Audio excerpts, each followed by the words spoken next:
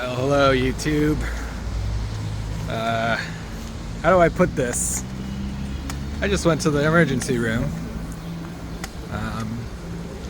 I basically stepped on a rock in a weird way, and I have sprained my ankle. So I've got the crutch. I'm still pretty mobile. It hurts, but I can still walk around. So I figured to go for a little walk in somewhere special. The Penn Museum Hospital Gardens, one of the most historic gardens in the world. It's the first hospital in America, and I have the pleasure of being a patient at this prestigious place. So I figured I'd take you for a walk in the beautiful gardens of the Penn Museum, or the Penn Hospital, and show you what it's all about. I'm gonna flip the camera around so you can see it.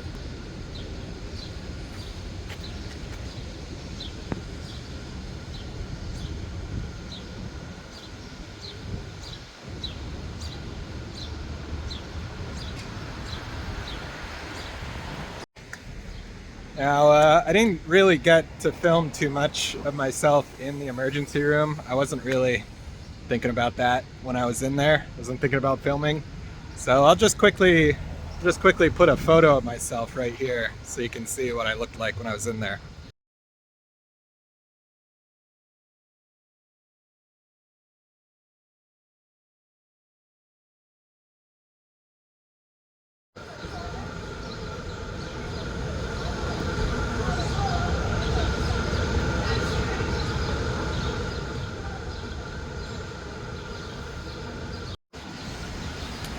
Let's read the sign. It says Pennsylvania Hospital. Pennsylvania Hospital was America's first hospital, founded in 1751 by Dr. Thomas Bond and Benjamin Franklin. Dr. Bond had recently returned from London, where he observed newly established hospitals. Franklin, the organizing genius, helped convince Philadelphia's leading citizens of the need for such a novel institution. Thanks to Bond and Franklin, Philadelphia became the nation's first major medical center. There you go. So I won't read the whole thing, but you can read it yourself. Just pause the video and read. Alright, now while I walk over to the entrance, I'll tell you a little bit about the hospital itself. It was built far away from the colonial center of the city. And the reason was that when the founders were choosing a site, Franklin had this notion that the site of the hospital should be out in the countryside, a ways away from the settlements over on Market Street. So they chose a plot that was far away from the other houses, and it was supposed to be sort of an oasis in the woods, like a retreat where you could go to heal and, get away from the world for a little while. So you may notice there's a wall around the hospital, and that's partly to divide the hospital grounds from the rest of the city, to really keep it an oasis. Inside the wall is world-class garden, because the other thing that the founders wanted to do is create a beautiful space full of flowers and other ornamental trees where you could get good air, and they figured that would promote healing. It turns out in modern times there have been a bunch of studies done that kind of show that they're right, that hospitals with greenery around them, and especially if you're a patient in a hospital and you get a room with a window that faces some sort of lush greenery space, your patient outcomes are much higher than otherwise. So if you're in the hospital, always try to get a room with a window, because that, for some reason, I guess it does something in the brain. It's nice to see the sun, and it's good to see greenery. It helps us heal. And the creators of the Penn Hospital, Franklin and Bond, they both kind of understood that intuitively, I guess.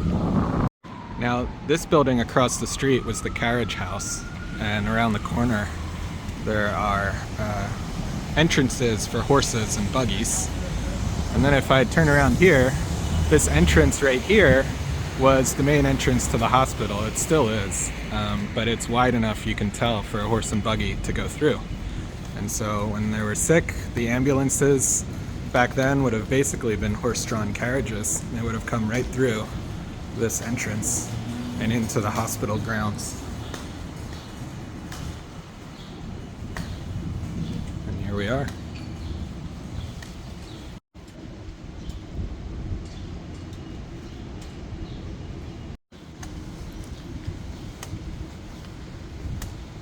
So these are crabapple trees. This is a crabapple tree right here, and then that's another crabapple tree right there. And I believe that's a third one. And as I'm beginning to learn, these are sycamore trees. I'm getting quite good at spotting sycamore trees now. And scattered throughout the garden are medicinal plants. So if I see any that I recognize, I'll point them out. I don't know what these are, but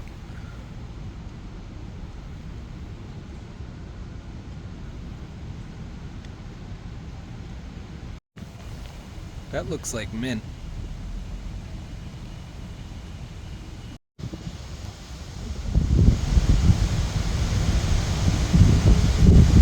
In the year of our Christ, 1757, George II happily reigning, for he sought the happiness of his people, Philadelphia flourishing, for its inhabitants were public spirited.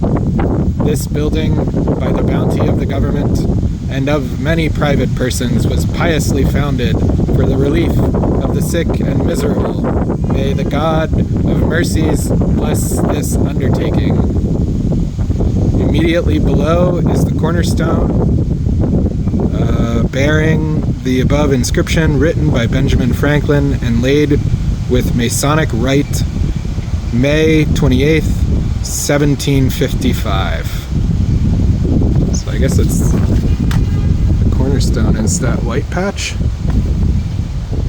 Oh wait, I gotta get a closer look at that. Oh wow, look at this. I've never noticed this before. Huh. Ugh. Can you see in there? Can't really see anything, to be honest. I guess it's that white marble. It's that white marble bit right there. Yeah, that's what it is. I can just barely see some lettering, but... Huh.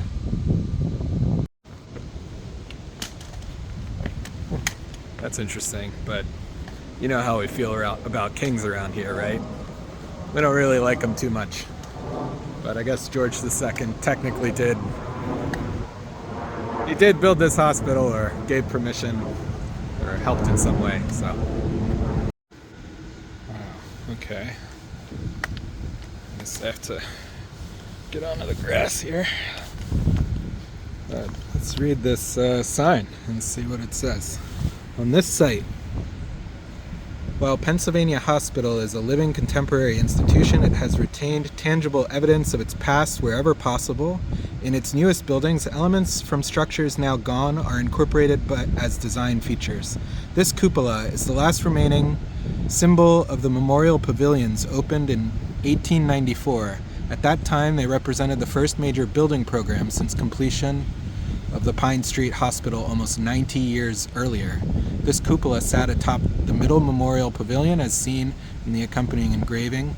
Similar cupolas adorned the several sections. The east and west structures were demolished in the building programs of the 50s and 60s and 70s. The final center section, only 2/3 of the original size, by 1982 was removed to make way for the new Cathcart building, opened in 1983. Okay. So this cupola was up on top of one of the buildings, I guess. Interesting.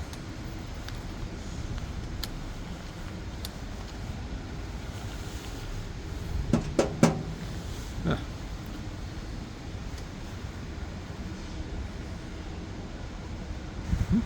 Kind of neat. I'm glad they keep things like that. You know, it's an architectural, that's an interesting architectural thing to hold on to, right? And as we come around the corner here, I'll show you a nice shot of the cupola with the Philly skyline in the background.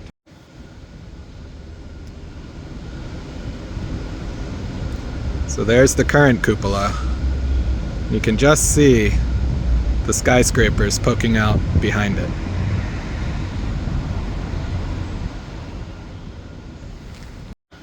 Now, one thing that I have to confirm, but I'm pretty sure is true, is that this elm tree right here, with the twisted branch, with the twisted trunk, this elm tree is a second generation descendant of the elm tree that William Penn supposedly signed the treaty with Chief Tamanend under.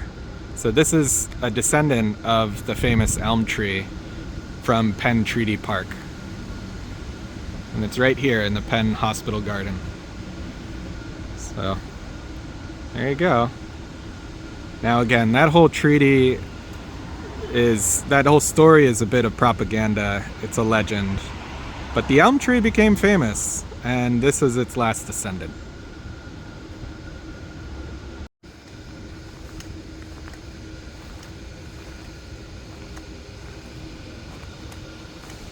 You know, when I'm hurt or sick or injured, it really does help to get out in nature. And you know, living in the city, sometimes it's hard to do that. It's hard to find green spaces. And I really appreciate gardens like this because of that. I know that it takes a lot of work to maintain gardens like this, and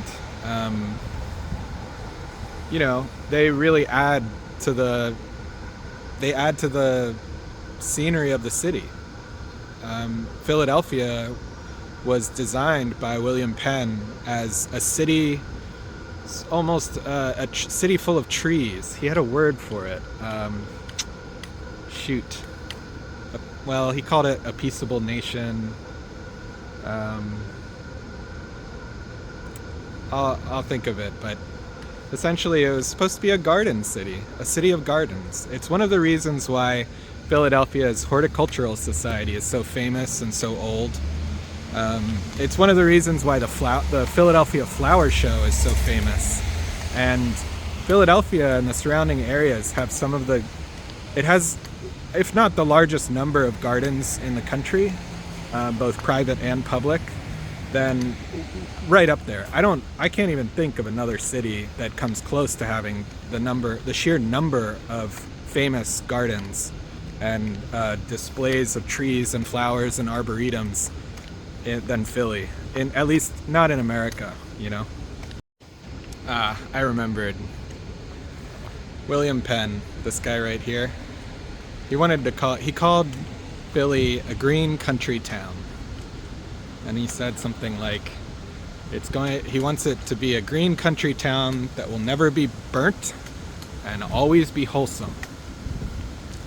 So that's what he called it, you know. And I think by never be burnt, he was, I believe, referencing fires in towns in England that were basically houses stacked so close together that when fires spread, they burnt everything to the ground. And he wanted to build Philly in a more distributed way so that the houses had room between them and big parks between them, and so that fires would never burn it to the ground. And he was kind of right. Now this looks to me like an herb garden, or at least a garden full of medicinal plants. Maybe someday when the weather's nicer and the sun is shining, we can come back here and take a closer look at all the different plants that are in here. You know, in the 1750s, when this hospital was built, plants were one of the main ingredients for most medicines. So having a variety of plants that had medicinal purposes would have helped the physicians in creating their medicines. This is lemon balm. That one I do recognize. Oh, and it also says it in a little sign. Lemon balm.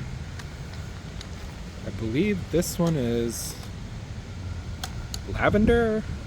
Is this lavender? Yeah, that's lavender.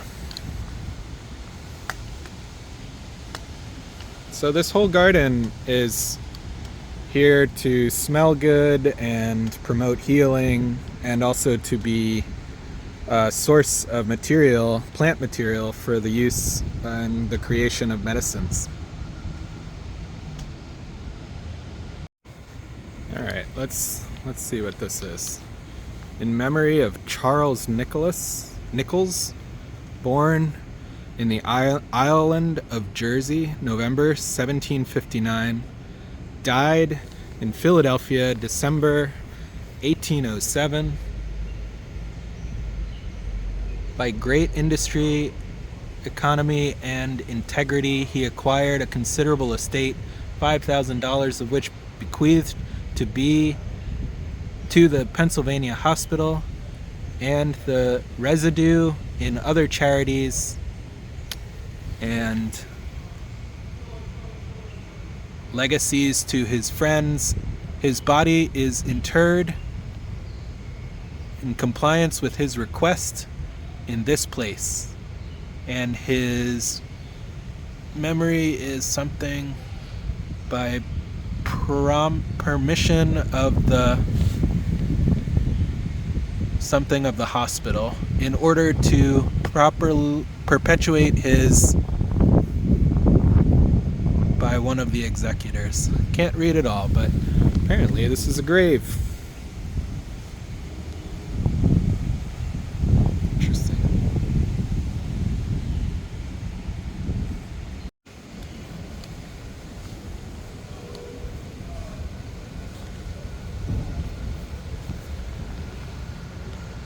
If love could have saved you, you would have lived forever.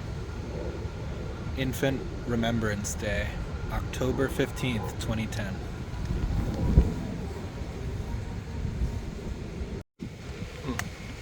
That's pretty sad, but also beautiful. This is a beautiful garden, and if you're ever in the Philly area and you need to go to the hospital, or really if you're just here and you need a quiet place to come have lunch or explore a nice hidden garden, come to the Penn Hospital. It's really a wonderful place. I'm really lucky to be a patient here, and they took great care of me, you know. So I'm grateful to the care that I received. I'm grateful to have this garden to promote my healing. And on a final note, I want to say that because I can't really walk too far right now, I'm going to take this weekend to rest, and maybe next week as well. And I'm going to put up a video that I've banked for just this purpose, just in case something like this happened. I filmed a video ahead of time, so that'll come out on Sunday, probably. And hopefully that'll tide you over while I'm healing up on, so that this sprain doesn't turn into something more serious, and I can get back to filming properly in a week or two. So yeah, so this weekend a video will come out that I've banked, and until after that, I'm not sure exactly when, but hopefully not more than a week. And also I want to mention that I've restarted memberships, so I'll be putting more of my progress and healing story on there. I don't know, healing story, it's just a bum leg, but whatever. I'll put some updates on the membership page, and I'll also put up another episode of the Abe Show, so you'll get to see what Abe's been up to. And join the memberships, because I'm trying to share a little bit more about my life and my personal side there, and also some other bits of videos and bits of information that maybe don't always fit with the rest of this channel, and things that, you know, are really only for the hardcore fans, right? So yeah, memberships are back. I appreciate whatever, you know, if you join, that's great. And there's going to be more things like that coming. So more ways to get involved with the channel. And I want to build a little community. So if you want to join that community, joining the membership is a good way to start. So my email is in the description as always. So, you know, I'll leave it there. So as always, my name's Sean. This is my channel, Saul Good. And I'll see you in the next one. Thanks. Bye.